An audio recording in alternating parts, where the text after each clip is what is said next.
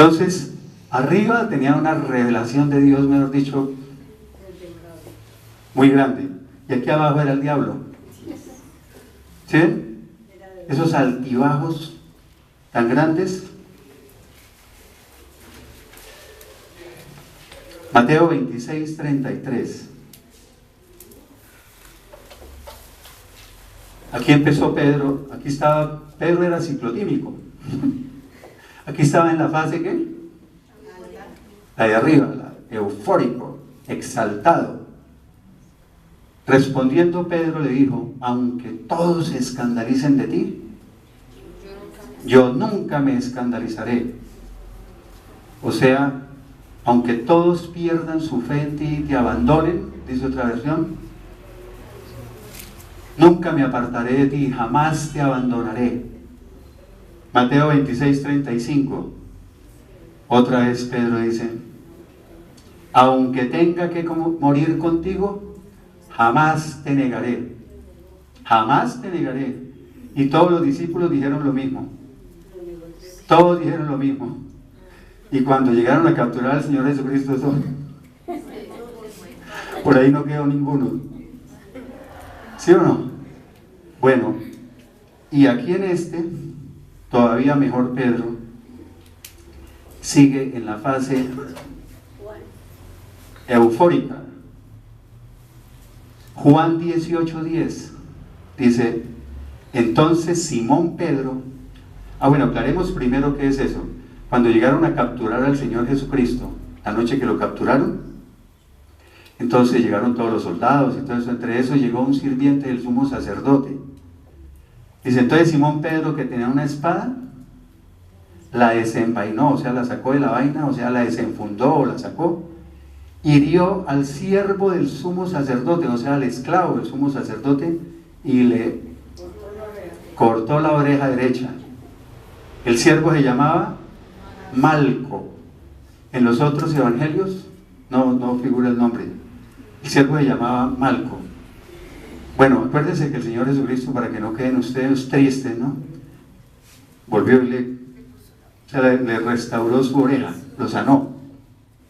Pero ahí imagínense sacar la espada y ¡frag! O sea, era impulsivo, ¿sí? Las emociones disparadas. Porque el hombre de doble ánimo, acuérdense, sus emociones son inestables, así como sube, mejor dicho, como un favorito, después aparece abajo llorando. Y ahí eso, pero en Mateo 26, versículos 73 y 34, aquí dice, un poco después, o sea, ya cuando se habían llevado al Señor Jesucristo preso, los que estaban allí se acercaron a Pedro y le dijeron, verdaderamente, o sea, sin lugar a dudas, tú también eres uno de ellos, porque hasta tu manera de hablar te descubre, o sea, tu manera de hablar te delata, o sea, se te nota por tu acento galileo, que era de los del Señor, ¿no? Entonces él comenzó a ¿qué? Miren, a maldecir y a jurar, o sea, estaba jurando en vano. Ahí juró en vano porque dijo, no conozco a ese hombre, o sea, no conozco a Cristo, yo no lo conozco. Y el Señor Jesucristo, acuérdese que le había dicho a Pedro, dice, y enseguida cantó el gallo. El Señor Jesucristo le había dicho a Pedro, antes de que cante el gallo, me negarás 3 veces.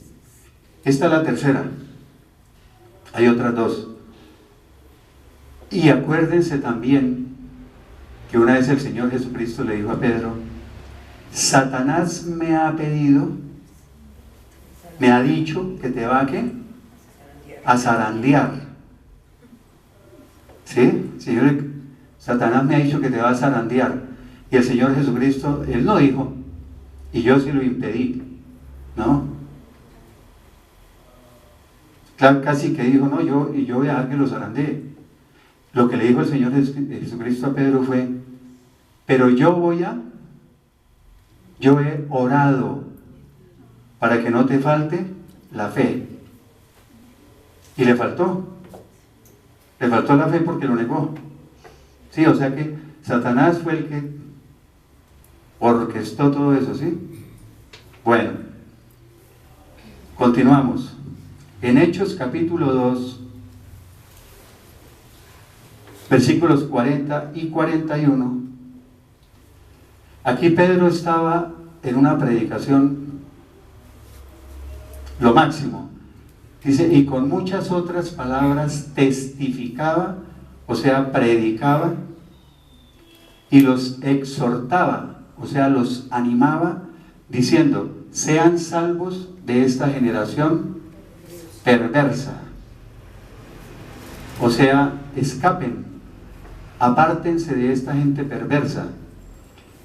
Así que los que recibieron su palabra fueron bautizados, o sea, los que hicieron caso del mensaje de Pedro, los que creyeron lo que Pedro dijo, fueron bautizados, y ese día se añadieron como 3,000 personas. O sea, ese día se unieron a la iglesia como 3,000 personas. Imagínense cómo sería esa predicación para que 3,000 se convirtieran ahí. Estaba en la fase eufórica. Y en Gálatas capítulo 2, versículos 11 y 12, les explico para que la analicemos. O sea, Pedro se sentaba a comer con los gentiles. ¿Quiénes son los gentiles? Los que no eran o no son judíos, eran llamados los gentiles. Entonces Pedro se sentaba con los que no eran judíos a comer. Pero resulta que un día llegaron unos judíos enviados por Jacobo. Jacobo de Santiago, amigos de Jacobo. Llegaron ahí y Pedro ya empezó a hacerse el bobito y a no comer con los gentiles. Entonces leámoslo. Dice, pero cuando Pedro vino, ¿quién está hablando aquí en Gálatas? Pablo. Pablo es el que está contando eso. Dice, pero cuando Pedro vino a Antioquía, lo resistí cara a cara. O sea, ¿me qué? Lo reprendí cara a cara, o me enfrenté a él cara a cara, porque era de condenar su comportamiento, o sea, era reprochable su conducta. Pues antes de que vinieran algunos de parte de Jacobo, antes de que llegaran los judíos, esos amigos de Jacobo, él, o sea, Pedro, comía con los gentiles, porque acuérdense que los judíos y los gentiles no se trataban, ¿ya? Para los judíos, los gentiles eran unos paganos incircuncisos, o sea, no circuncidados. Pero después que vinieron, o sea, después que llegaron esos judíos amigos de Jacobo, dice, se retraía y se apartaba, o sea, se hacía el disimulado y ya no comía con ellos, porque tenía ¿qué?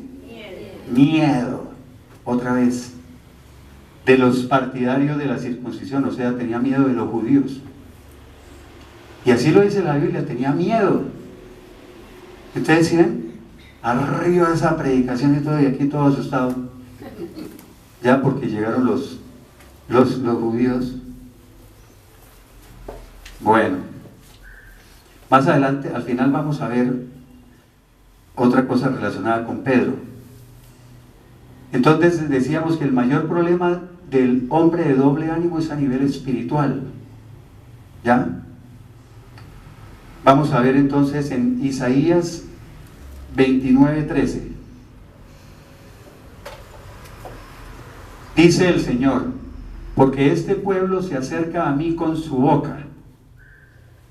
¿Qué quiere decir? O sea que me alaba con sus palabras. Dice, y con sus labios me honra. Pero su corazón está lejos de mí. Y su temor por mí no es más que un mandamiento de hombres que les ha sido enseñado. O sea, su adoración es una farsa, es solo una tradición aprendida de memoria. Entonces arriba, diciéndolo en mi estilo, donde dice que este pueblo se acerca a mí con su boca y con sus labios me honra, está diciendo son puro bla bla bla, pero su corazón lejos de mí, muerto. Así hay muchos en las iglesias que eso, mejor dicho, hablan hasta en lenguas, allá en las iglesias. pero el corazón está lejos de Dios. El resto de la semana, mejor dicho, salen y hacen y deshacen, ¿ya? Ahí ya no son los hijos de Dios, son... Apocalipsis capítulo 3, versículos 15 y 18. Aquí está muy claro, dice: yo conozco tus obras, o sea, yo sé todo lo que haces, y sé que no eres ni frío ni caliente, o sea, ¿eres qué? Aguas tibias. Ojalá fueras frío o caliente. Ahí está diciendo el Señor: prefiero que sea frío o que sea caliente, o sea, que esté lejos de mí o que esté conmigo. Pero no, pero como eres tibio y no frío ni caliente, mire, eso es duro, esto es duro, te vomitaré de mi boca. Entonces estos es los que llamamos ¿cómo? Cristibios. Los cristibios. Mateo capítulo 6, versículo 24. Comienza a decir: nadie puede servir a dos señores, o sea, ningún siervo puede servirle a dos amos, porque aborrecerá a uno y amará al otro, o se apegará a uno y despreciará al otro.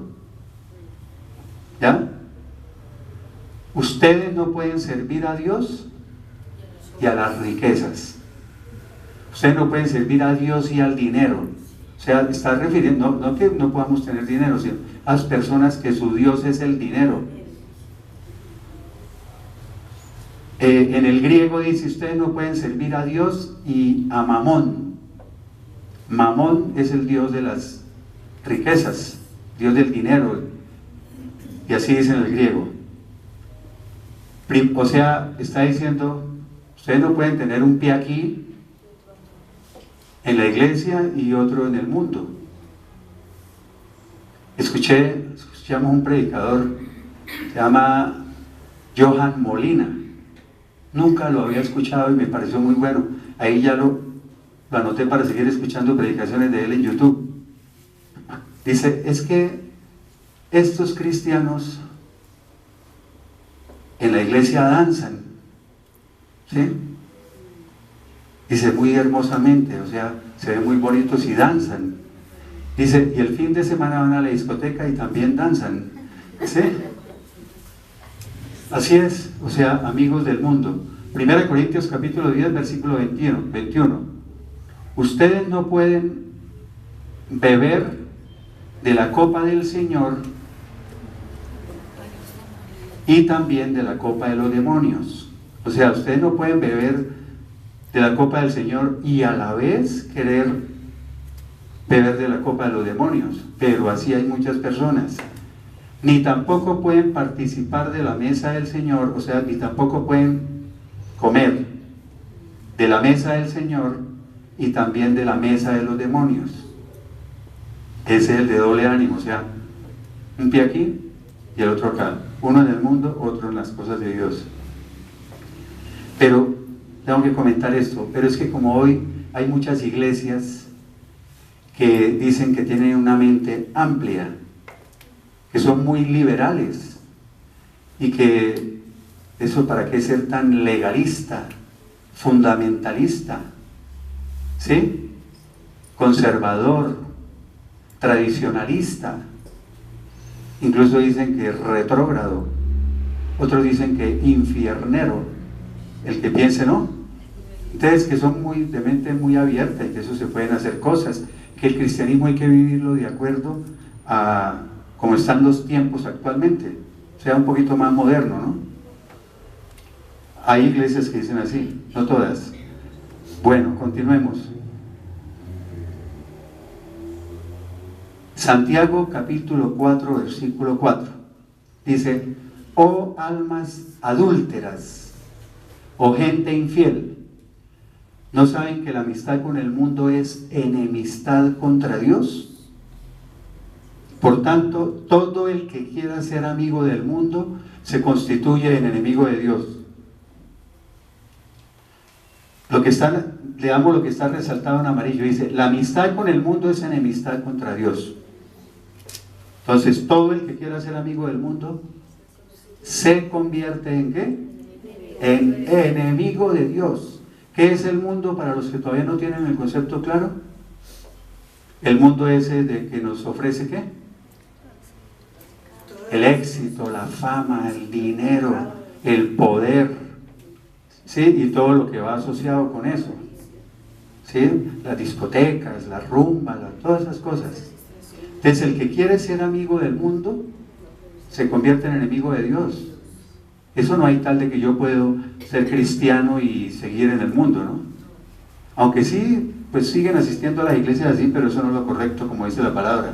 Primera de Juan capítulo 2, versículo 15. No amen al mundo, ni las cosas que están en el mundo. Hay muchísimas personas aferradas a todas esas cosas del mundo. Sí, todavía tras del poder, la fama, el éxito, las riquezas, me ha dicho que sea reconocido a nivel mundial, y vivir en el pecado y todas las cosas. Si alguno ama al mundo, el amor del Padre no está en él. O como dice otra versión de la Biblia, dice, no tiene el amor del Padre. O sea que no solamente se convierte en un enemigo de Dios, sino que no tiene el amor del Padre. Todos estos textos bíblicos, uno los lee y como que... Pero cuando uno los analiza, los discierne, escudriña, o hace el análisis exegético, o sea, palabra por palabra, son contundentes.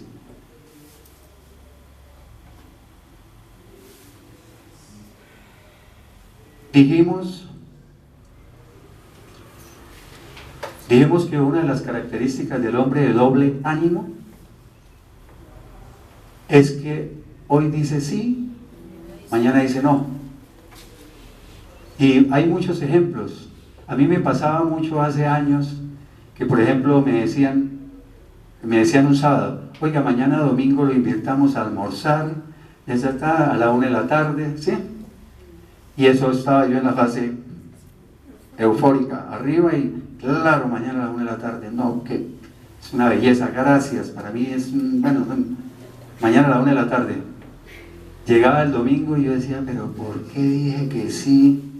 Si a mí me fascina estar el domingo en la casa, acostado, descansando, bueno, viendo televisión, lo que sea, y no me gusta salir. ¿Por qué dije que sí? ¿Sí?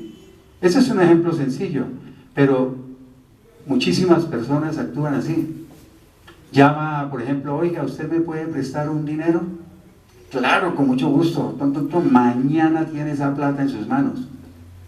Y al otro día, ay, yo por qué me puse a decirle que sí se la presto, y mándese negar por teléfono, dígale que no estoy, dígale que no sé qué. O sea, el hombre de doble ánimo ¿le falta qué? Carácter. Uno debe llegar y decir de una vez no o sí, no importa, porque es que el hombre de doble ánimo vive mucho del qué dirán, de lo que puedan pensar de él. Y los comentarios lo pueden subir o lo pueden bajar facilito. ¿Sí? Si alguien hace un comentario bueno de él, eso sacan pecho, ¿sí? Pero si alguien dice algo malo, algo negativo, alguna cosa, lo deprime. O sea, es fácilmente manipulable en sus emociones. Esa es otra característica del hombre de doble ánimo. Bueno, entonces Mateo 5:37, por eso le decía que la Biblia habla mucho de psicología. Dice, pero que su hablar sea sí, sí, o no, no. Porque lo que es más de esto procede del mal. Ahí está diciéndolo muy claro, ¿no? O sea que cuando ustedes digan sí, sea realmente sí. Cuando digan no, es no.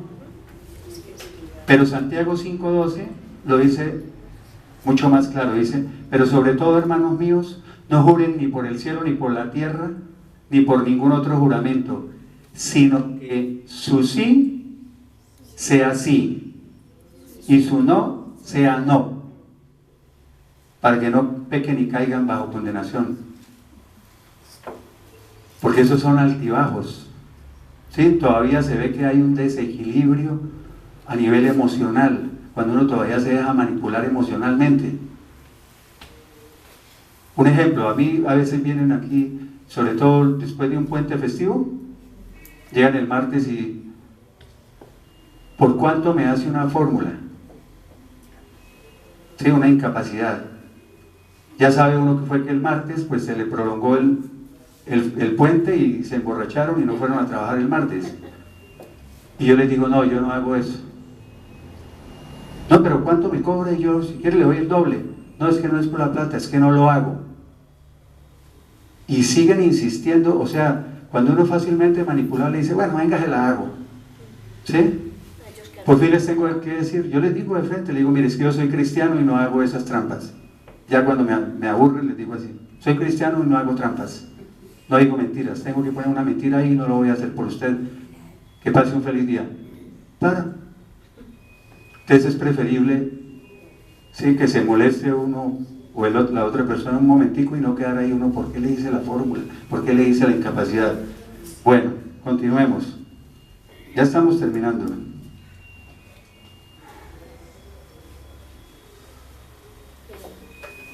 Entonces, ese Pedro que vimos de doble ánimo, inconstante en todos sus caminos, como dice, que es el hombre de doble ánimo.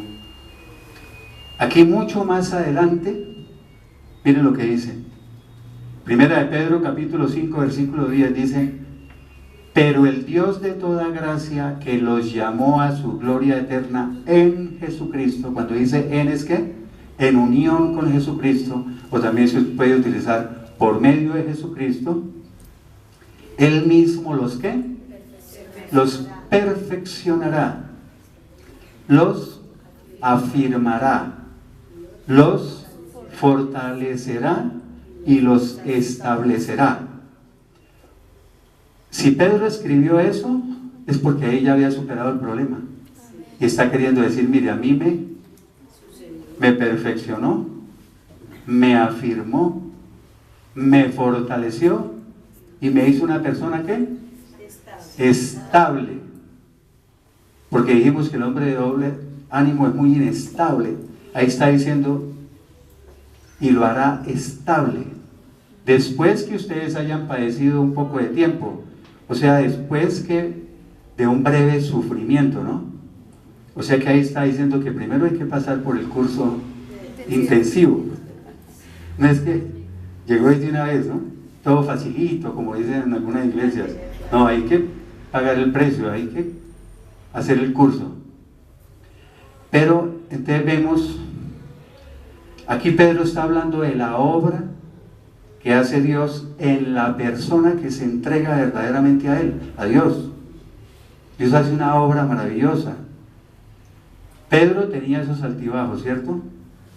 Pero también hay que reconocer que las personas que son así, como era Pedro, cuando son moldeadas por Dios, después son los mejores siervos, como lo vemos en el caso de Pedro.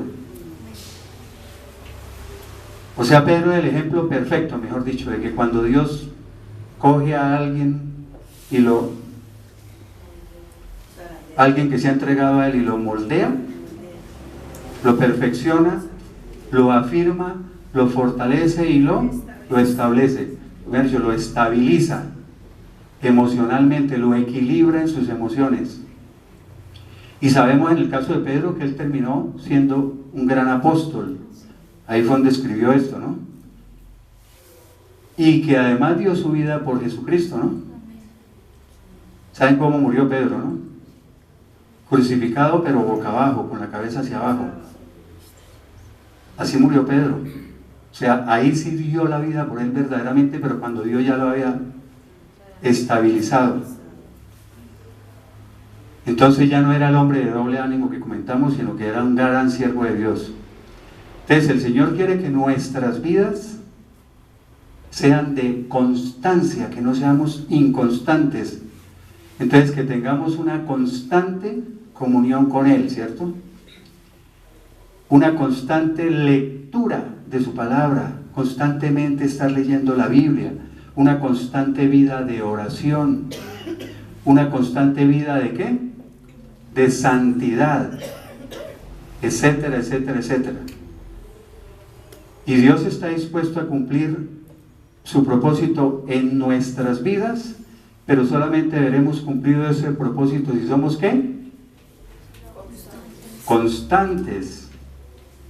Bueno, entonces espero que el tema haya quedado muy claro de lo que es el doble ánimo, el hombre de doble ánimo y su inconstancia.